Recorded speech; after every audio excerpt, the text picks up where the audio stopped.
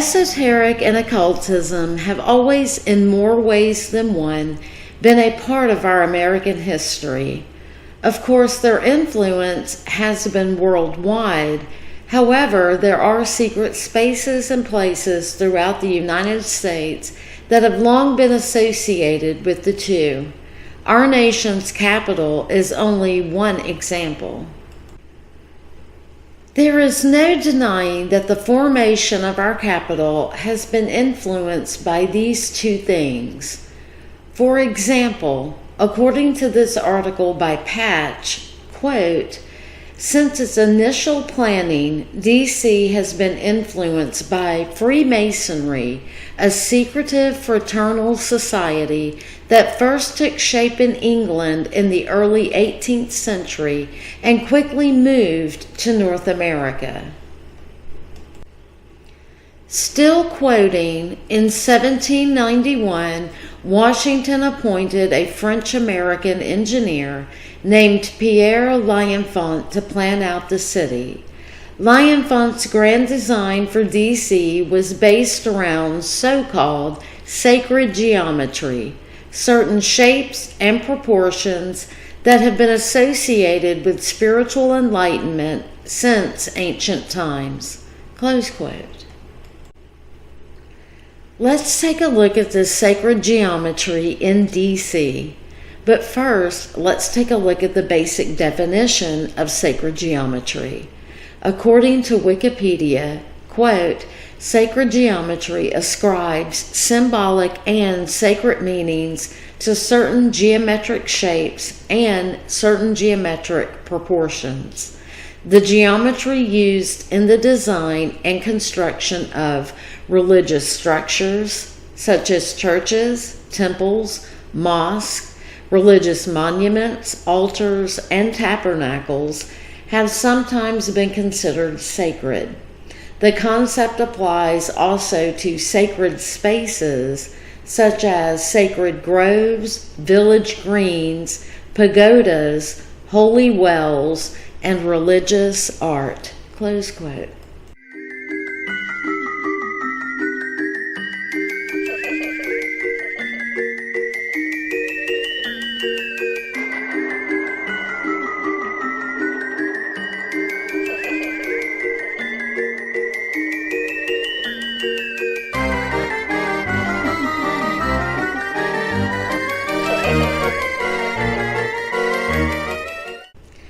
However, according to Sage Goddess, quote, "Since ancient times, mystics, sages, and spiritual teachers have applied meaning to shapes. In these shapes were believed to be the secret to life, a unifying presence or force that could explain the nature of every facet and aspect of the universe. These shapes are known as sacred geometry." Close quote. So, understanding this, let's move on to this other article I came across and would like to point out there are great points made here. And if you are aware of the esoteric relationship between secret societies and the formation of cities across our country, well, then you know what the author is truly pointing out here. But I digress. Quote, "As an art student in Paris and the son of an architect at Versailles, L'Enfant was versed in the ancient mathematical concepts of pi, or phi, or the golden mean, and the manner in which they were used in ancient Rome, Greece, and in the construction of the Egyptian pyramids and the Temple of Solomon. These concepts were to the ancients not merely mathematics, but were infused with spiritual meaning.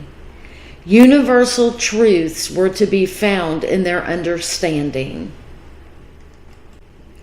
The golden mean, for instance, is found all throughout nature. The ratio of male to female honeybees, the pattern of pine cone bristles, the arrangement of petals on a flower, the structure of DNA itself. When he was offered the task of designing the new federal city for the United States by George Washington, he was considered the most qualified individual because of this background knowledge he possessed. Close quote.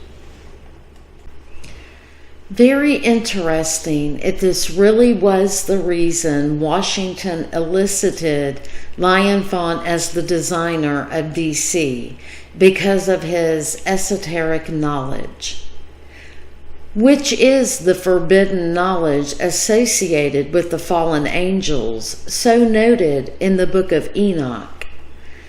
Anyway, most importantly for me here is, do we see proof of this sacred geometry used throughout our nation's capital? Well, most certainly we do. Let's take a look.